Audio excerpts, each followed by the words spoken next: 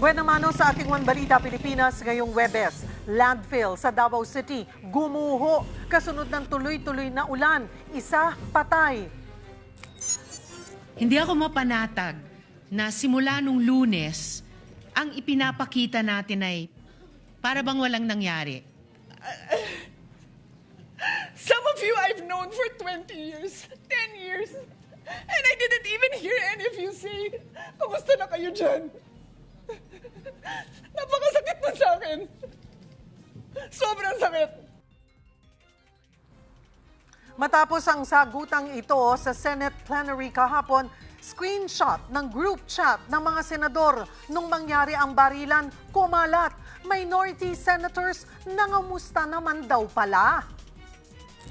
Matapos ibasura ng Korte Suprema ang petition for TRO ni Senator Bato de la Rosa, ehekutibo, aaksyon na nga ba para siya ay maaresto? At ang pamatay na moves ni Andrea Brillantes sa huling episode ng A Secret in Prague trending sa social media.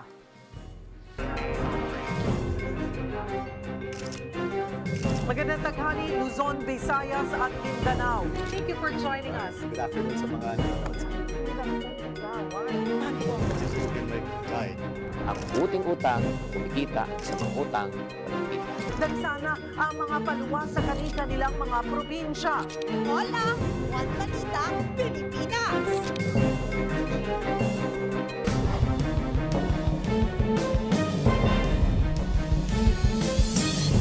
Magandang tanghali, Luzon, Visayas at Mindanao. Tuloy-tuloy ngayon ang clearing operations at paghahanap sa mga nawawala kasunod ng pagguho ng bahagi ng sanitary landfill sa Davao City. Nangyari ito kasunod ng ilang araw na pag-ulan sa lugar. Para sa update, live na magbabalita si Bril Montalvo ng News 5 Mindanao. Bril, kumusta na ba ang panahon dyan?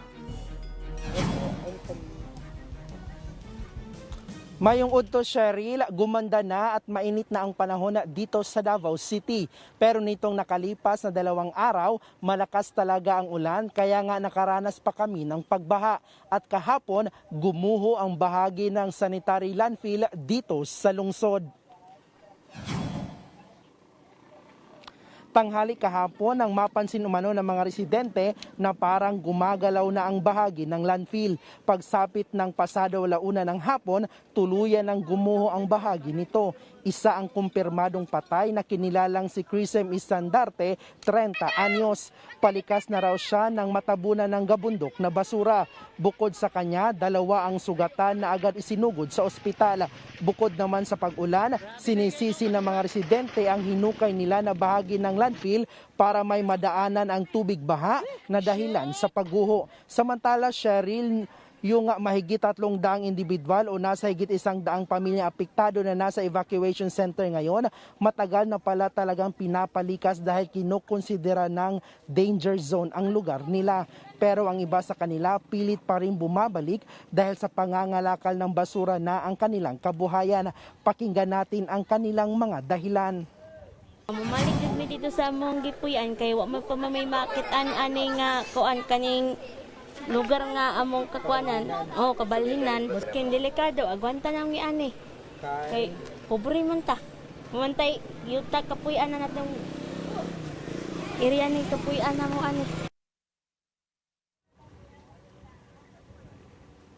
Cheryl, sa ngayon tuloy-tuloy ang paghahanap sa 2 senior citizen na nawawala pa ngayon sa guho. Nagsasagawa na rin ng clearing operations ang Davao LGU dito sa lugar at inihahanda ang posibleng relokasyon ng mga apektadong residente. Cheryl. Daghang salamat, Bril Montalvo. Gumugulong na ang paggawa sa bakuna para sa particular species ng Ebola virus na kumakalat ngayon sa Congo at Uganda. Pero sa pagtataya ng World Health Organization, posibleng abutin pa ito ng 9 na buwan. 2 vaccines daw ang tinatapos na. Yun nga lang, hindi pa ito sumasalang sa clinical trial. Sa huling pagtatala, umakyat na sa 600 ang tinamaan ng Ebola sa Uganda. Higit 100 na ang nasawi.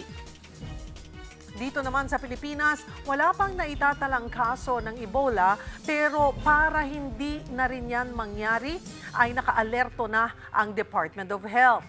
May isinasagawa ng screening protocols sa entry points ng Pilipinas. Handa rin daw ang ating healthcare system. Plano pang paigtingin yan sa bagong Ebola protocols na ilalabas ng DOH. Sa puntong ito, muli nating makakausap si DOH spokesperson Undersecretary Albert Domingo. Magandang tanghali po sa inyo, Yusek. Salamat po sa oras. Magandang tanghali, Cheryl. Magandang tanghali rin sa lahat ng mga kapatid na nanonood at nakikinig. The last time we talked ay hindi pa naman po ganun ka-alarming pa. Pero this time, parang kailangan na po nating mas paigtingin yung paghahanda ng pamahalaan dito po sa particular na species, hindi po variant. Ayun, doon nyo kami naklaro po sa atin na this particular species, ano ba ang meron dito? Ito po ba'y mas agresibo? Opo, actually, Cheryl, ang paghahanda, nandito ngayon tayo sa World Health Organization, sa World Health Assembly sa Geneva, at nandun po ako nung mismong si Secretary General Dr. Tedros ng WHO ang nagsabi na nababahala nga sila at by extension ang buong mundo doon sa dami ng mga kaso nitong Bundibugyo virus na Ebola. Ngayon, ang mahalaga, Cheryl, yung paghahanda, yung pagtaas ng alerto, mahalaga doon sa Democratic Republic of the Congo at dun sa Uganda kung nasaan yung mga kasalukuyang kaso ay nandoon. Tandaan natin ang paghawa kasi ng Ebola ay sa pamamagitan ng mga body fluids, sa dugo, sa laway, sa ihi, iba pang body fluids, hindi sa hangin. Tayo, naghahanda tayo bilang isang bansa na malayo dun sa mga lugar ng pinangyayarian pero nakabantay ang ating Bureau of Quarantine. Sa katunayan, na-submit na a few days ago, nabigay na ng Bureau of Quarantine yung eksaktong tawag nila na flight mapping. Ano yung flight mapping? Alam natin ang lahat, wala tayong diretso na pasok ng eroplano mula sa Democratic Republic of the Congo or sa Uganda, pero alam natin yung mga connecting flights, di ho ba, sa mga hub na pinanggagalingan rin doon. Sabi po ng World Health Organization, Yusek, may 2 vaccines na tinatapos para labanan ang Bundibugyo species nga na dahilan ng Ebola outbreak. Pero 9 na buwan pa raw yung aabutin.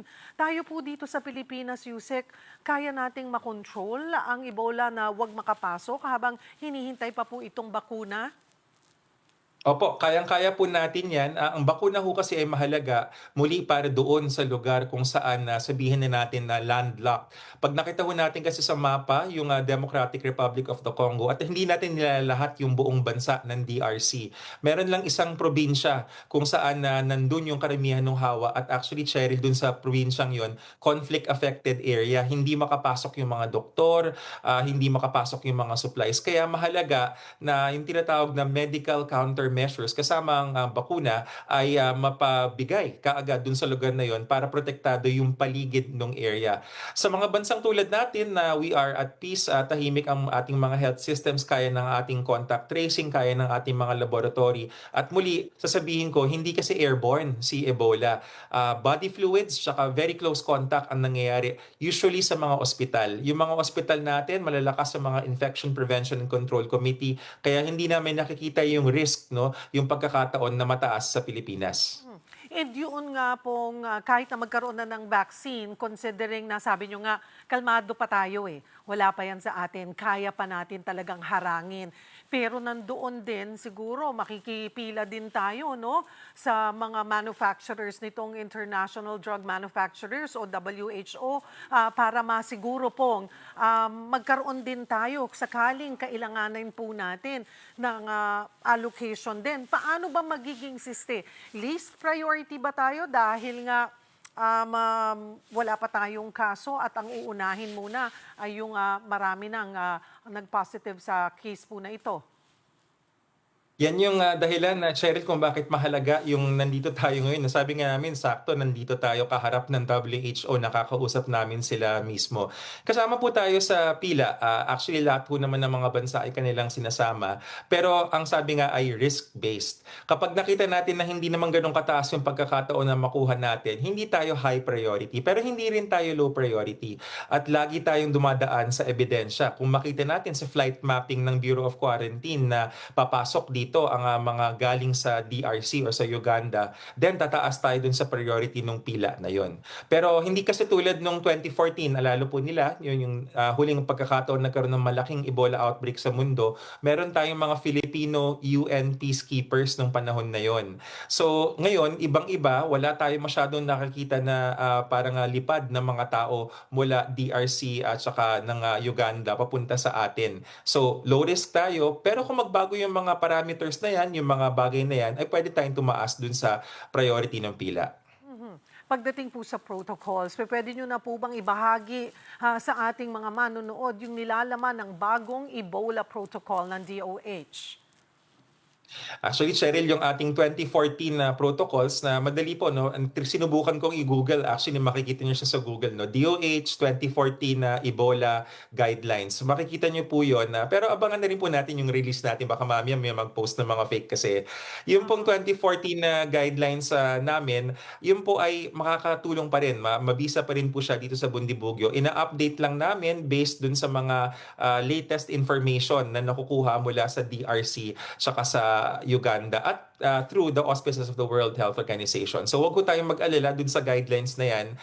Updating lang po, pero in existence yung guidelines at nagagamit po natin. Ang mas mahalaga, yung teknolohiya noong 2014 ay mas maganda na, I mean now, no? Ngayon 2026, ang teknolohiya ay mas maganda na, yung PCR machines natin naglaganap sa buong bansa.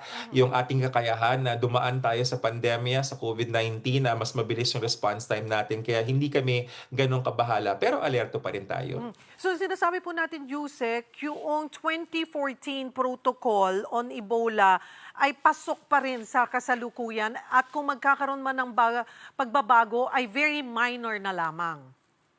Yes, tama po yun. Kasi nung nakita natin, yung mode of transmission ay pareho pa rin. Siguro ang pinagkaiba lang, magkaiba yung species. Pero yung availability of vaccine, yun kasi nga 2014 caused by the Zaire or Ebola virus disease, EVD species nung panahon na yon. Ngayon, itong Bundibugyo, kaya rin nababahali yung WHO at kaya minamadali nila yung paggawa ng bakuna kasi wala pang bakuna ito. Pero yung infection prevention and control measures, yung kakayahan ng ating mga doktor at nurse na magsuot ng PPE, magtanggal ng PPE, napakahalaga yun na proteksyon laban sa Bundibugyo. Yusek, kapag ganito po, nag-update tayo ng health protocols, tiyak po na kailangan din ito ng dagdag na pondo. Sasapat po ba ang pondo ng DOH para sa pangmatagalan na implementasyon nito? Kaya naman na Cheryl, no, itong pagbabago ng ating protocols, as you said and I concur, na minor lang siya, hindi malaki yung pagbabago. Nandyan po yung ating mga facilities, ang DOH RITM, Research Institute of Tropical Medicine, na ating nagsisilbing National Reference Laboratory. Meron tayo, kung di nagkakamali, 6 o 7 na Sub-National Reference Laboratory. Ibig sabihin, malalaking ospital. Hindi po tayo gumagawa ng bago, in existence na po sila at umaandar. At andyan po yung ating mga doktor, mga nurse, pati yung ating mga dalubhasa, yung mga experts sa infectious diseases. So yung additional cost po nito ay minimal. Available po yan sa ating GAA 2026 sa national budget ngayong taon na ito. Hindi tayo mahihirapan maghanap ng pondo. Yusek, ayaw natin din naman mag-create ng panic but we want our viewers to stay informed. Ano po ang paalala, mensahe po ng ating ng DOH sa publiko ukol dito sa paghihigpit na rin ng borders at ano pa yung mga dapat po nilang matandaan?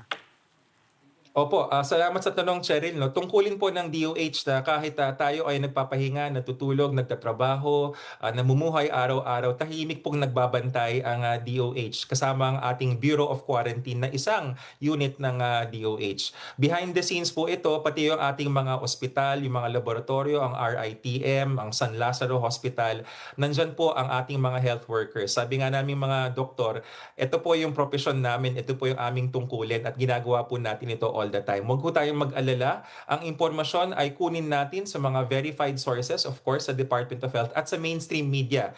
Kumakausap po kami na mas madalas ngayon sa lahat ng mga himpilan, lahat ng mga pahayagan, para yung wastong impormasyon, para ba hindi tayo kinakabahan? Para po itong sitwasyon kung nasa ospital tayo na ang magtitiwala tayo sa doktor natin. Hindi tayo magtitiwala sa mga tabi-tabi lang or kung sino mga chismis, di ba? Kailangan kunin natin yung impormasyon mula dun sa doktor na nagbabantay at gumagamot sa atin.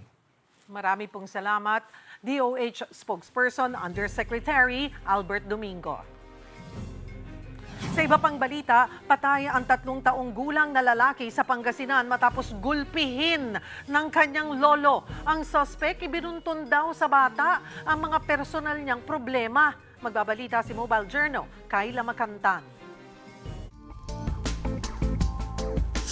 Parang pinagsakluban ng langit at lupa ang mga magulang ng 3 taong gulang na lalaki sa Pangasinan matapos siyang brutal na patayin ng sarili niyang lolo.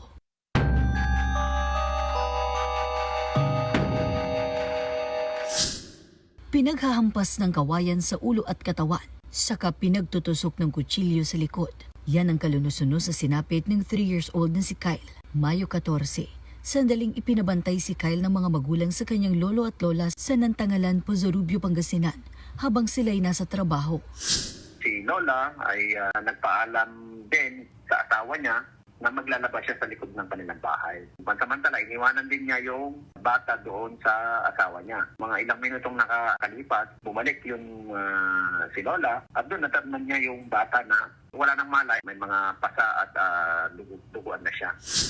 Ang 57 anyos na sospek, naglilinis na ng dugo sa katawan ng maabutan. Pilit itinatanong ng lola kung ano ang nangyari, pero tikumat nakukulitan lang umano ang asawa.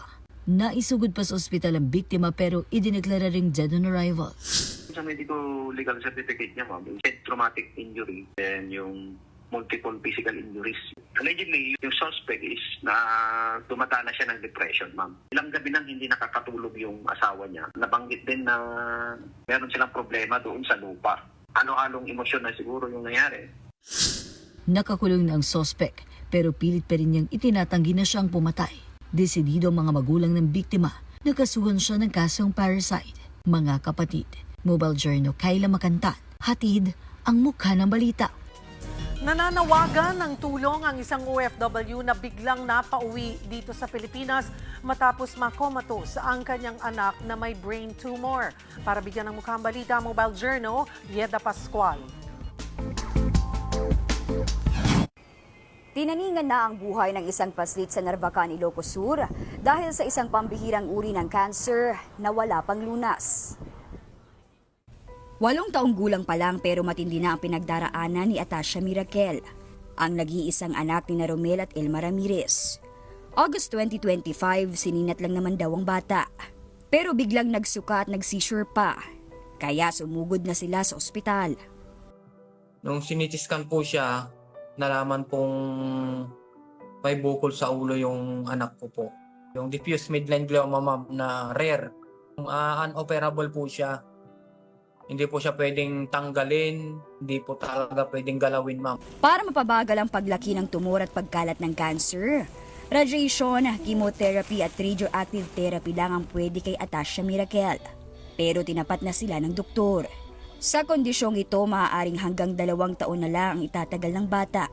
Si Romel na OFW sa Malta, napauwi ng di oras. Kasi po yung anak ko po, nakomatos ng 3 days. Sinabihan po kami ng doctors na be ready anytime kasi hindi na po nila alam kung kailan pa magigising yung bata. April 4, Sabado de Gloria, pag-uwi sa Pilipinas ni Romel, nadatnan niya ang kanyang anak na comatose. Sinabi ko po sa kanya, ma'am, na kung po pwede ba, kausapin mo si Papa Jesus, kako sa kanya. Nabigyan ka muna ng pangalawang pagkakataon. Anak, kako, pag magising ka bukas, which means, anak, ilalaban ka pa namin kahit mabaon pa kami sa utang, ma'am, kako po. At tila nga miracle dahil kinabukasan linggo ng pagkabuhay, nagising si Atasha. Ngayon naka-tube feeding pa rin siya at patuloy na inoobserbahan. Gumawa na rin ang kanyang pamilya ng isang Facebook page, ang Atasha Miracles Journey of Hope, para sa mga nais magbigay ng tulong para sa gamutan ng bata. Ako po ay nananawagan sa nag-iisa kong anak na si Atasha Miracle Ramirez. Kami po talaga po ay kapos na po sa financial medical support sa aking anak. Kasi 8 buwan na pong nag-ipaglaban, dinalaban namin yung buhay ng aking mahal anak. Ako po ay nagmamakawa at lubos pong nagpapasalamat. Maraming salamat po. Mga kapatid, ako po si Mobile Journal Yeda Pascual. Hatid ang muka ng balita. Susunod, ilang minority senators nangamusta naman daw sa kanilang mga kasamahan sa mayorya ng magkabarilan sa Senado. Pag-uusapan natin. Yan at iba pa sa pagbabalik ng One Balita, Pilipinas.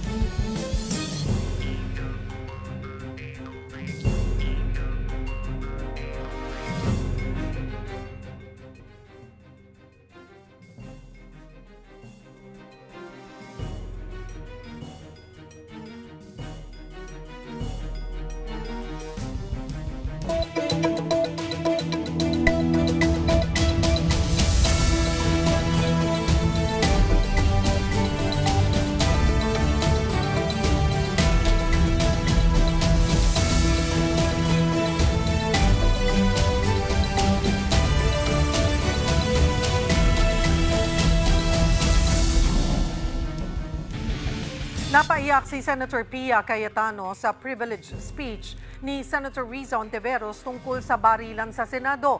Wala man lang daw minority senator na nangamusta sa kanila nang mangyari ang pamamaril. Pero taliwas ito sa nakitang palitan ng mensahe ng mga senador sa kanilang group chat.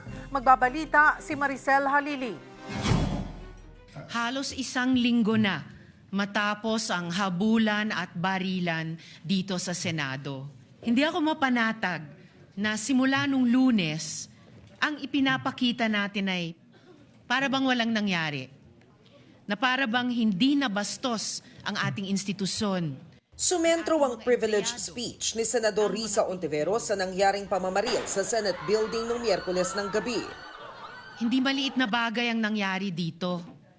At lalong hindi dapat inaasa sa mga Facebook Live press conferences at media interviews ang pagtatahi-tahi ng mga pangyayari. Pero si Senador Pia Cayetano tila nagpanting ang tenga. 2 pintuan ang pagitan ko sa putukan. Yung staff ko na si Claire, na 20 years na sa akin, nandun siya sa labas. She has a 12-year-old son. Kinuwento niya sa akin late na tumatakbo siya, hindi niya alam kung saan siya pupunta. Kaya para sabihin niyo na walang nangyari. Napakasakit para sa aming lahat na nandito. Some of you I've known for 20 years, 10 years. And I didn't even hear any of you say, kumusta na kayo dyan? Napakasakit na sa akin. Sobrang sakit. Pero sabi ng source ng News 5, heto yung group chat ng mga senador nung mangyari ang insidente. Itinago na namin ang mga pangalan pero kita na may minority senators nga na kinumusta ang mga taga-mayorya.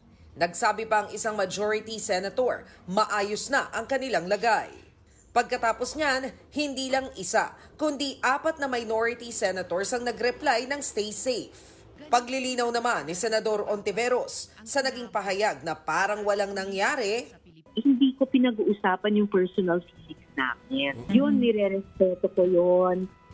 Nag-e-emphasize ako doon. Di ba, wala akong pinagdududahan sa damdamin. Di man. Pero I was speaking about institutional posture namin. Kasi yung lungkot namin o anumang damdamin namin bilang senador, valid yon. Pero ang kinakailangan pa mula sa amin, given our mandate bilang mga senador, ay aksyon. Iginiit naman ni Senate Sergeant at Arms Mau Aplaska na spliced ang CCTV footage sa Senado na ipinakita ng DILG sa media. Nasa pool sa video na yan ang pamamaril niya. Kahit kitang wala namang tao sa bahaging yan ng Senado noong May 13. Mind you, there was nobody there. There was no shots being fired at them. We are preparing the complete videos. Kasi what they did, they spliced the videos. They just selected the videos that will support their narrative. Pero nang tanungin si Aplaska kung anong bahagi ng video ang pinutol, bigyan mo kami ng konting panahon. may buwelta agad si DILG Secretary Remulla. May timestamp naman lahat direct from CCTV cameras of the Senate, their servers, and hindi pwedeng splice yun dahil may timestamp lahat. Maging ang PNP-CIDG, kinontra si Aplaska. If there is really a perceived na attack na ongoing, we can ask the same OSAA, bakit nila inabandon yung lugar after na magkaroon ng shooting? Maging si Senador Raffy Tulfo, naniniwalang hindi talaga inatake ang Senado. For me, walang attack doon. Kasi, nag-warning shot, sabi ni Sergeant Arms Tapos ngayon, gumanti itong isa. So sila lang ang nag-aaway, dalawa. Walang kinalaman yung mga senators. Inirekomenda na ng PNP-CIDG sa DOJ na kasuhan si Aplaska at ang dalawa pang OSAA personnel. Sagot lang dyan ng suspended Senate Sergeant at Arms, It is expected. kapatid, ako si Maricel Halil para sa 1PH. Kinumpirma ni Senator Riza Ontiveros na nagkaroon ng caucus ang lahat ng senador matapos ang hindi pagkakaunawaan ng ilang miyembro sa plenaryo kaugnay ng nangyaring shooting incident sa Senado noong May 13. Magbabalita si Mobile Journal, Merimon Reyes. Merimon, nagkaroon na ba ng pagkakaunawaan matapos nga itong tensyon sa plenaryo kaugnay ng Senate shooting incident? Cheryl, kung ito ay sa pagitan ni Senator Pia Cayetano at ni Senator Riza Ontiveros, nakita natin kahapon after nung session, meron kasing photo opportunity noong nirecognize yung ilang mga atletang Pinoy and nagkatabi ang dalawang senadora. Though hindi raw sila nag-usap during those times, pero okay naman daw so far. And kani-kanina lang din nakapanayam din ng media si Senator Erwin Tulfo na naibalita rin na ang napag-usapan sa All Members Caucus kagabi ay yung magiging kalendaryo ng Senado bilang impeachment court. Ang nakikita nga raw nila dito is pre-SONA, meron na masisimulang impeachment trial. Pero nilinaw din ni Senator Erwin tungkol nga dito sa naging emotional moment and yung pinakapinupunto ni Senator Pia, may mga miyembro daw from the minority na nangumusta talaga. Though valid yung naging experience daw, yung karanasan ni Senator Pia, pero nakita ni Senator Erwin, baka raw hindi napansin yung mga mensahe na yon dahil nga nasa heat of the moment, yung anxiety, yung panic. And during those time, ang nasabi pa raw ni Senator Erwin yata, ipagdarasal niya raw yung mga kapwa niya senador na naiwan pa dito sa building kasi nasa Baclaran area na raw siya.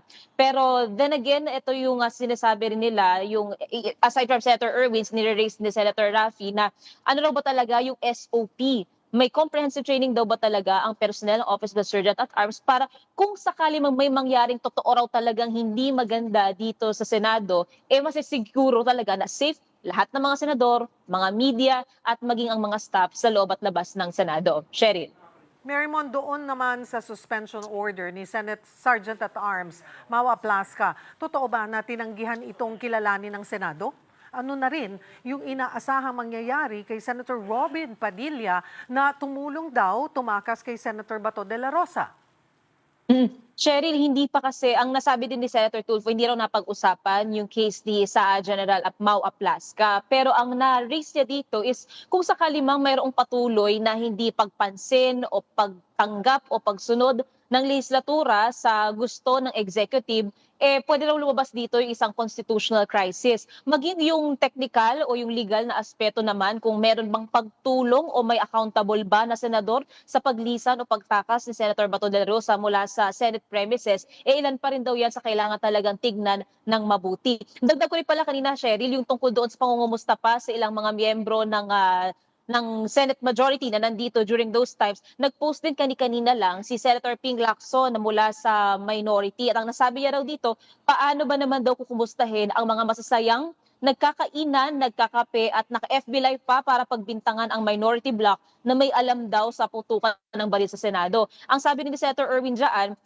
ang alam daw nila, usually, meron talagang protocol ng pag-alis lahat ng mga tao pagka may earthquake o kaya naman daw may sunog, yung mga usual talaga na emergencies na pinaghahandaan. Pero wala raw VIP escape plans na ibinibigay at wala rin daw silang ideya talaga na may mangyayaring ganon. Same din sa sinabi nila Senator Risa, on that matter, tapos naman daw session, yung all-majority caucus, naging all-member caucus, naging majority caucus. So umalis naman na raw sila dahil hindi naman na sila kakailanganin onwards after nung session. Pero dito nga sa case nila General Aplasca, we're yet to hear pa ang magiging pinal na desisyon ng liderato. Cheryl. Pag-usapan din natin ang committee chairmanships. Ano na ang mga significant na pagbabago sa committee assignments? Cheryl, ang nadagdag na dito, na-confirm na si Senator Pia Cayetano ang hahawak ng Senate Blue Ribbon Committee. Ang huling humawak niyan, si Senator Ping Lacson, and last time ang napagpipilian pa si Senator Marcoleta or dati Marcoleta or Senator Pia. Pero kay Senator Pia na ang Blue Ribbon. Senator Amy Marcos, nakuha niya na rin muli yung Senate Committee on Foreign Relations. Kay Senator Camille Villar, retained sa kanya yung Environment Committee, ang Government Corporations Committee, and kay Senator Robin Padilla, nadagdag sa kanya yung Constitutional Amendments Committee na ang unang humawak ay si Senator Kiko Pangilinan. Yung ilang sa inaabangan pa natin, dagdag na rin natin, Senator Dati Marcoleta, Justice and Human Rights Committee, siya na rin ang representative sa Judicial and Bar Council. Ang inaantabayanan natin yung Senator Mark Villar, Finance, yung ethics, yung agri, and all other committees, hintayin pa natin kung may elect na ang mayorya. Cheryl. Marami ang nakapansin na bukod kay Senator Bato, magkasunod ng absent sa session, si Senator Cheese Escudero raw. May balita ba kung bakit? Cheryl, even kahapon sa session, nung Monday, nung nag-convene ang Senado bilang impeachment court, nakita natin present silang lahat. May Senator Escudero, ang hindi lang natin nahagilap din, no, si Senator Bato, kahapon, and then nung Tuesday and then kahapon, hindi rin natin nakita sa session naman si Senator Cheese Escudero. Though wala pa tayo ibang info sa kanyang absence, pero nung mga lumipas din naman na session, either makikita natin siya present or absent siya during those times. Pero what makes this significant is lumulutang din kasi yung pangalan ni Senator Escudero na pinipili raw o pinupush for the Senate presidency. Then again, we're yet to know pa mula sa kampo nila kung ano nga ba yung pagpapaliban niya sa pagpasok dito sa Senado. Cheryl. Nakita mo na ba ngayon si Senator Cheese dyan today? Cheryl, hindi pa natin nakagilap. Though wala kasing session ng Senado every Thursday and wala rin naman nakaschedule ngayon na committee hearings. Kaya more likely kung aabangan natin sa session, baka next week. Pero since ngayon working day pa rin naman, lahat naman ng mga opisina ng mga senador dito and other offices ng Senado, tuloy-tuloy pa rin naman yung mga operasyon. So titingnan natin kung magkaka-cross paths tayo dito sa mga senador. Cheryl. So, mayroon pa rin usapin ng coup?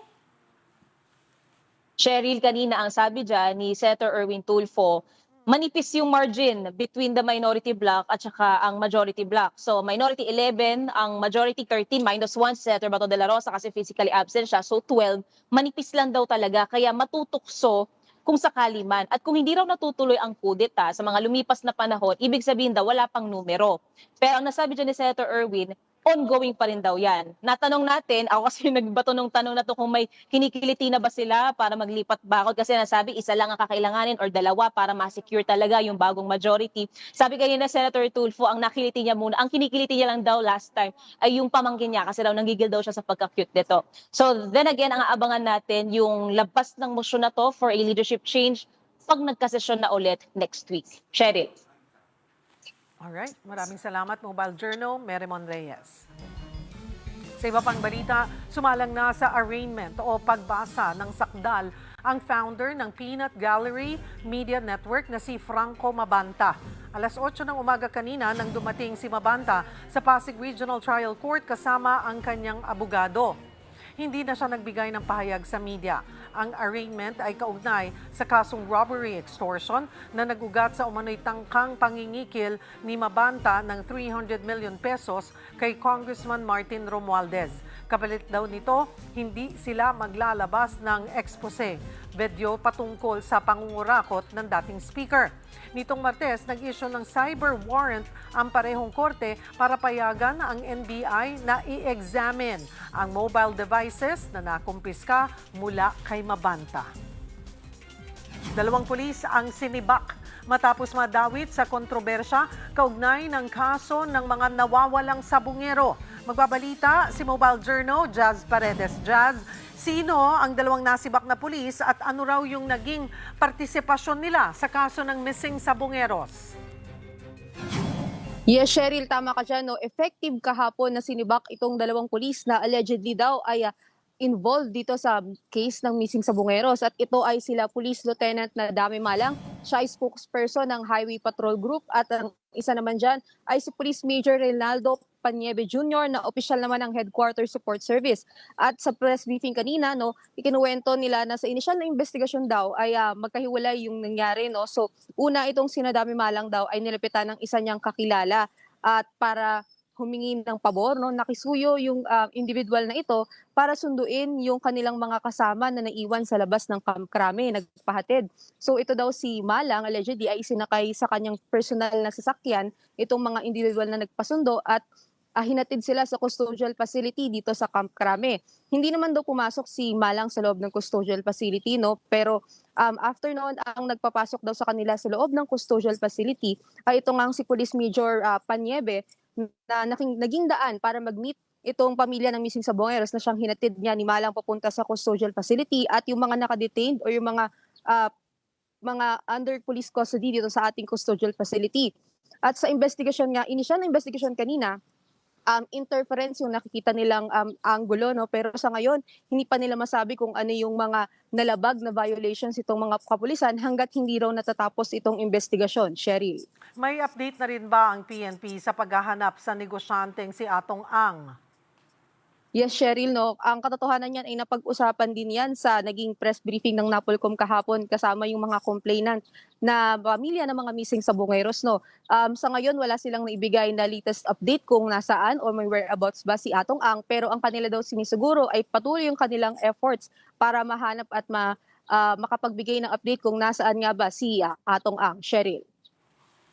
May nabanggit din ba ang PNP tungkol sa posibleng pag-aresto kay Senator Bato de la Rosa matapos nga ibasura ng Korte Suprema yung kanilang hiling na TRO o yung ICC arrest warrant?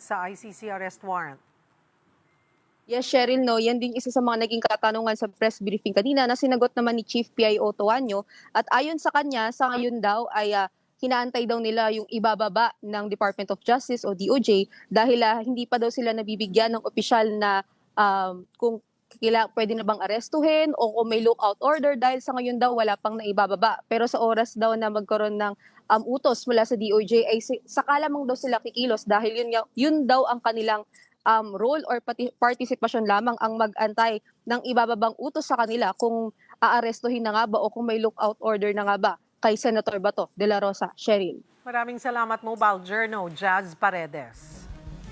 Napuno nga ng emosyon na ang plenaryo ng Senado kahapon at nakapukaw din ng pansin ang naging pahayag ni Senator Pia Cayetano at Senator Lauren Legarda kaugnay ng nangyaring putukan noong nakaraang linggo at ang epekto nito sa mga miyembro ng Senado. Lumabas din sa social media ang ilang mensahe ng mga senador na nangamusta at nagpaalala sa kanilang mga kasamahan na mag-ingat matapos ang insidente. Para pag-usapan yan at ang iba pang maiinit na issue sa mataas na kapulungan, magkakausap natin Senator Erwin Tulfo. Magandang tanghali po sa inyo, Sen. Erwin. Salamat po sa oras. Alright, babalikan po natin maya-maya si Senator Erwin Tulfo. Ayusin lamang natin ang ating linya ng komunikasyon sa kanya. Samantala, pinangunahan ni Pangulong Bongbong Marcos ang bawat bayan makikinabang event sa Obando, Bulacan. Dito, umamin ang Pangulo na napag-iwanan ang sektor ng edukasyon sa bansa. Magbabalita si Julie Baiza. Julie? Cheryl, idinaig ni Pangulong Bongbong Marcos na ilang taon nang napabayaan ang sektor ng edukasyon sa bansa kasabay nga ng pagharap niya sa Presidential Scholars sa Obando, Bulacan. Nasa Bulacan ang Pangulo kaninang umaga para sa Bawat Bayan Makikinabang event. Programa yan na namamahagi ng tigda 200,000 piso sa bawat barangay. 100,000 piso dyan ang ibinibigay para sa 5 presidential scholars. Sa pagharap sa kanila sa Obando Central School, umamin ng Pangulo na napag-iwanan at hindi nabigyan ng atensyon ang sektor ng edukasyon sa bansa. Kaya puspusan daw ang pag-asikaso ng administrasyon ngayon. Kung maaalala, bago si DepEd Secretary Sani Angara ay unang pinamunuan ni Vice President Sara Duterte ang ahensya. Samantala, mahigpit naman ang bili ni PBBM sa mga scholar, lalo't malaki raw ang maitutulong na edukasyon, hindi lang sa kani-kanilang pamilya kundi sa komunidad. Bukod dito, humarap din si PBBM sa mga benepisyaryo ng tig sa 10 kilong bigas. Nangako rin siya na lalakihan pa ang ipamamahaging pondo sa mga LGU kung makikitang maganda ang naging implementasyon at paglalatag ng proyekto ng mga lokal na pamahalaan.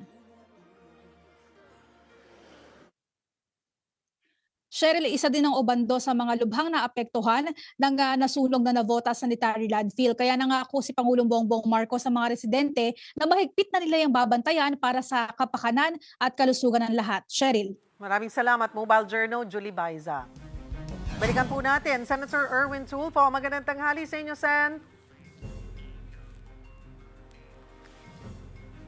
Senator Erwin? Sen Erwin.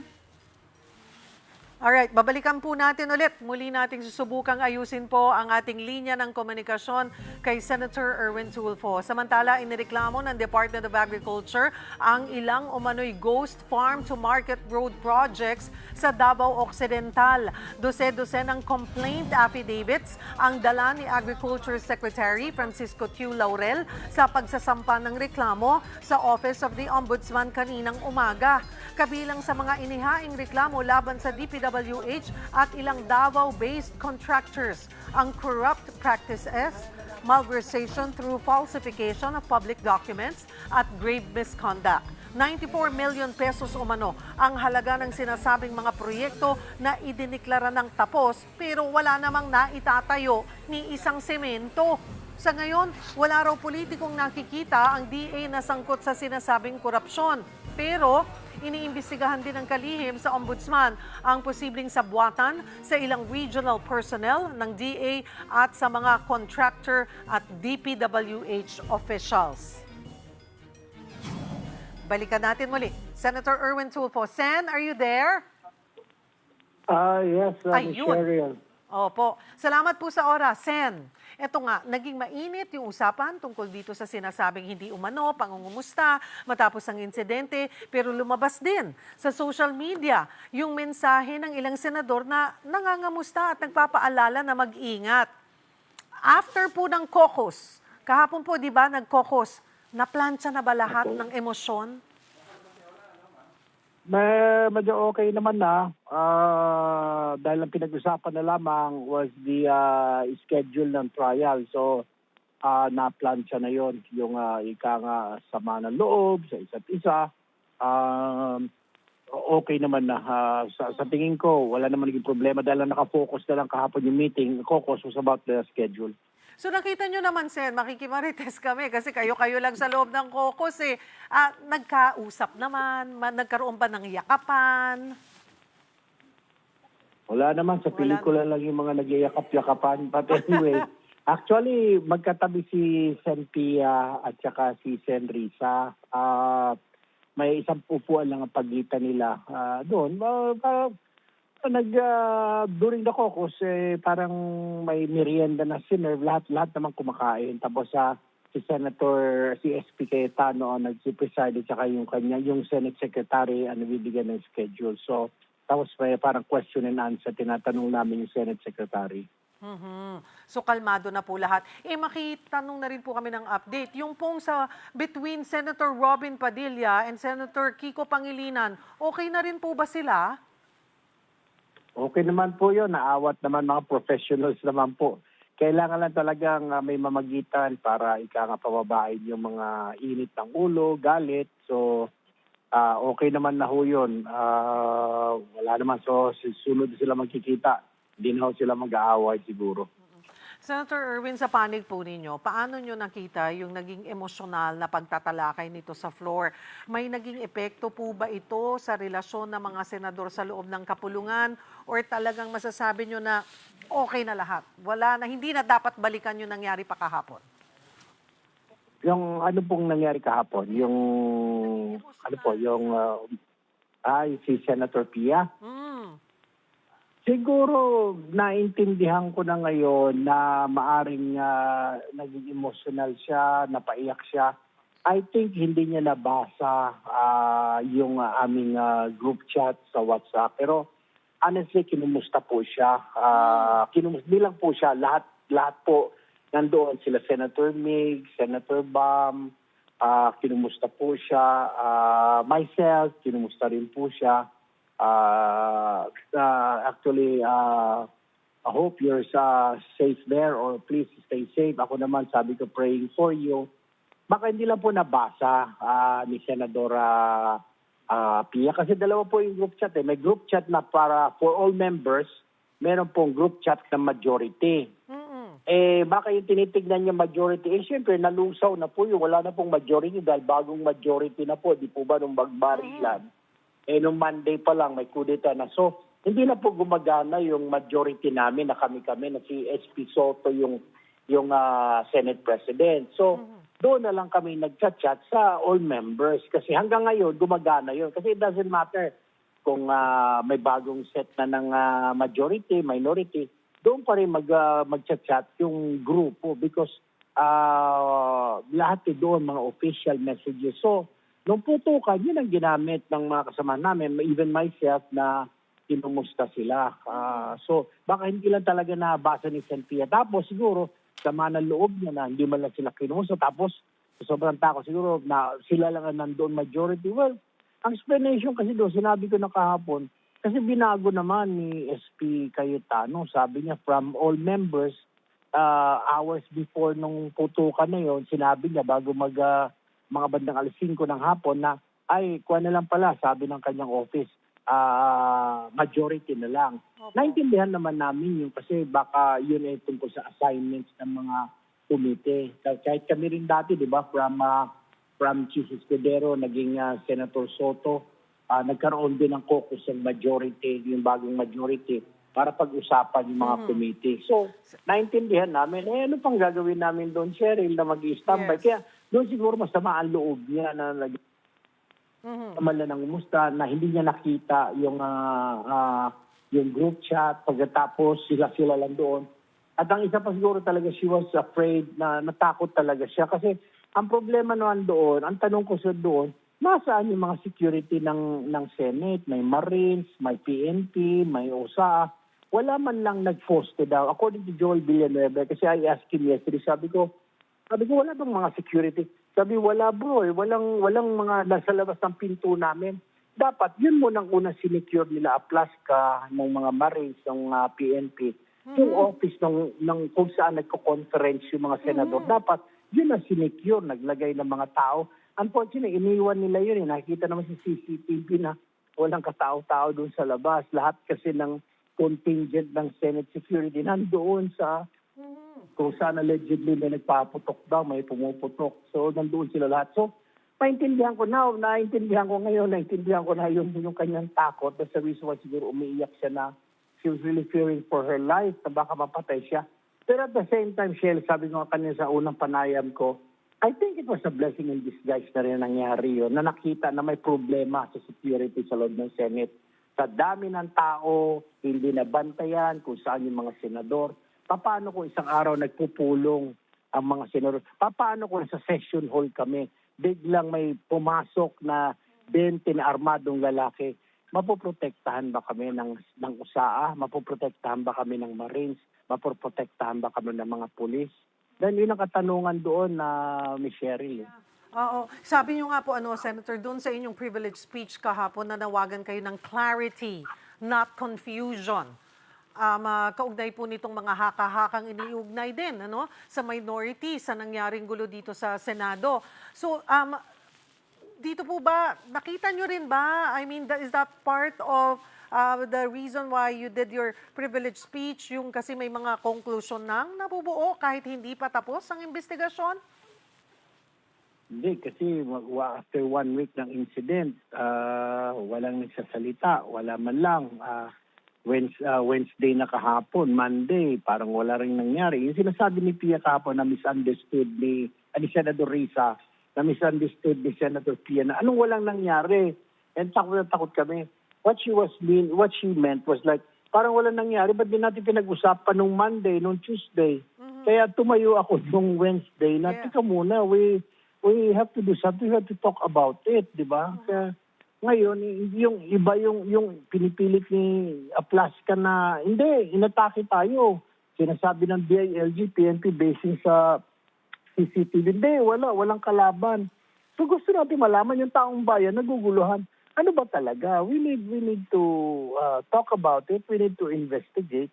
Ngayon, may mga nagsasabi, bias yung Senate, sasabihin nila gano'n. Eh kung hindi, why don't we get siguro, o they get, kung sino may nagre-reklamo, anong grupo, yun ang independent body siguro ng mga forensic experts na civilian at para malaman kung saan ba talaga, sino maunang nagpaputok, yung mga investigator na hindi PNP, dahil PNP, and then sa executive, siyempre, parang may hindi pagkakaunawa ng executive at saka ng legislative. Hanggang ngayon, balita ko, ayaw pa rin tanggapin ng Senate yung suspension order ni Aplaska. Kaya kahapon, nandun pa si Aplaska palakad-lakad. So, parang magulo. Di ba? But Sen, whose call? Dapat yon. Hindi ba, ang Senate President lang ba magdidesisyon dyan or dapat lahat kayo about this? Dapat talaga pag-usapan. Kaya nga sa Monday, Ms. Sherry, wala na talaga kaming oras kaya pinag-usapan din yung trial doon sa caucus. Dapat pag-usapan yung kagaya nun, pwede may mag-raise sa amin na bakit hindi pa sinusurrender si Aplaska sa ombudsman? Ano ba talaga? Diba? O bakit yung things like that, mabuti na lang yung CCTV na ibigay na pala sa CIDG. Pero noong una, parang ayaw nilang ibigay. So, yun yung tanong natin. Kaya nga kailangan natin talaga mag-imbestiga sa Senate. Ngayon, kung walang tiwala yung ibang grupo, then pwede namang mag-tap siguro, mag-create ng isang grupo na mga civilian na pwede mag-imbestiga na ika nga para partial. Kasi kung kami mismo sa Senate, siyempre magtatakipan. Yung NBI, PNP, siyempre sa executive, iba din. Yung isang neutral na grupo na mag-imbestiga sana para walang masabi ang taong bayan. Senator Erwin, nabanggit nyo na posibleng sa July 6 magsimula ang impeachment trial ni Vice President Sara Duterte. Sa ngayon po, gaano nakahanda ang Senado bilang impeachment court at ano pa ang mga dapat asahan ng publiko bago formal na magsimula po ang trial? Ano po yung ibang pwedeng maibahagi nyo po sa amin doon sa napag-usapan nyo sa caucus kahapon? Well, nakahanda naman na lahat. Naibigay na sa amin yung mga voluminous documents bawat isa sa amin. Nasa aming possession na yung mga affidavits, mga counter affidavits, ng findings ng Congress na nasa amin na. Tapos yung synopsis. Ang mangyayari dito, yun na nga lang, binibigyan ng 10 days ni SP Cayetano ang kampo ni VP Sara na mag-submit ng kanilang statement, whatever it is. Pagkatapos pinapasagot sila. Tapos pag sumagot sila, yung prosecution naman sasagot after 5 days. And after that, nasa CMED na kami, nasa break, pero tuloy-tuloy naman yung pre-trial, ibig sabihin yung marking of pieces of evidence, etc., mga statements, and so forth. So, dapat ang break namin from June 3 hanggang bago mag-Senate or bago SONA ang Pangulo, which is around July 26. Pero mapapaagang balik namin July 6 pa lang. So parang 1 month lang, balik na kami dahil nga dyan sa impeachment trial na yan. Okay. Marami pong salamat sa inyong oras, Senator Erwin Tulfo. Diyan lamang po kayo, magbabalik pa ang One Balita Pilipinas.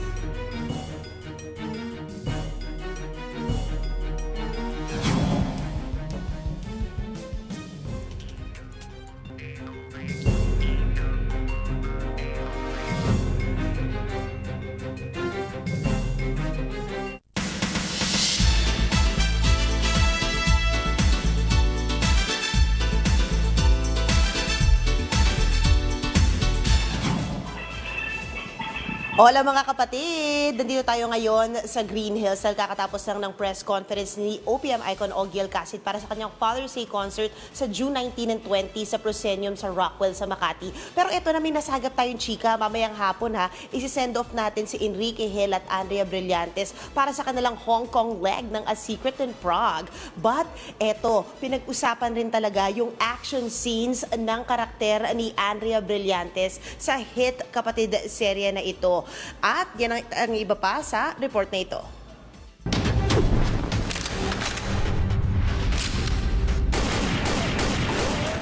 Hala siya! Hindi lang pala ganda at charm ang ambag ng karakter ni Andrea Brillantes sa A Secret in Prague dahil isa rin siyang malupit na assassin.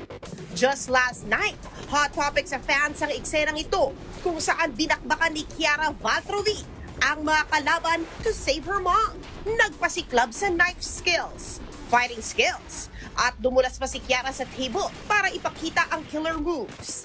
Nasabi na ni Andrea na isa ang mga action scenes niya sa aabangan sa A Secret in Prague. At more to come pa raw in the coming episodes. Napapanood ang A Secret in Prague weeknights 8 p.m. sa TV5 at 1 PH. I'm very happy for my ex-girlfriend. I have nothing bad to say about her. I think she's one of the most accomplished and yet still underrated actresses of our time. So I'm very happy for her. And sa tingin ko, sila na yung magiging endgame. Agoy! Yan ang pahayag ng actor-politician na si Javi Benitez patungkol sa long-time ex na si Sue Ramirez na happy ngayon sa current partner na si Dominic Roque. Promise ni Javi, walang bitterness. Sa ngayon, busy si Javi bilang chairman of the House Special Committee on Creative Industries at bilang former executive ng Bright Light Productions. Tinututukan din ni Javi kung paano makakatulong sa film at TV industry ng bansa through Congress. Kausap na raw nila ang Film Development Council of the Philippines o FDCP dahil ang huling update daw na ginawa ng gobyerno para sa arts at creatives ay noong 2002 pa. Our main focus now is working on the Film Development Act of 2026. So it is going to be the biggest government restructuring for development-wise for the film industry. Layo ni Javi na mas seryosohin at i-recognize ang economic returns na pwedeng matamo sa pamamagitan ng Philippine entertainment, lalo na at world-class ang talento ng Pilipino. At eto na nga, speaking of world-class, naabutan pa natin ang OPM icon na si Ogie Alcacid dito. Sir Ogie, kwento mo na yung concert mo. Yes, I'll be having a concert on June 19 and June 20 at the Proscenium. It's called Daddy-oki. So, it's Father's Day weekend. I love it. So, yung mga daddies dyan, and tsaka yung mga mommies, celebrate with your husbands, and the kids celebrate with your daddies. I'll be having a concert there. Let's celebrate fatherhood on June 19 and June 20. You can get your tickets at Ticket World, and it will be at the Proscenium at Rockwell. All right, thank you so much. Yan muna yung latest mula rito. Back to you guys dyan sa studio. Thank you, MJ. At kapapasok lamang po na balita, inanunsyo ni Justice Secretary Frederick Vida na enforceable na ang warrant of arrest ng International Criminal Court o ICC laban kay Senator Bato de la Rosa. Kasunod ito ng pagbasura ng Korte Suprema sa petisyon ng senador para sa Temporary Restraining Order o TRO. At yan po ang mga bumabanderang balita at public service sa inyong tunay na kasalo sa tanghali. Hanggang bukas dito sa Balita magpapabusog sa inyong kaalaman. Ako po si Cheryl Cosim. Kami ang inyong kapatid sa public service. 1PH, teleserbisyo para sa Pilipino.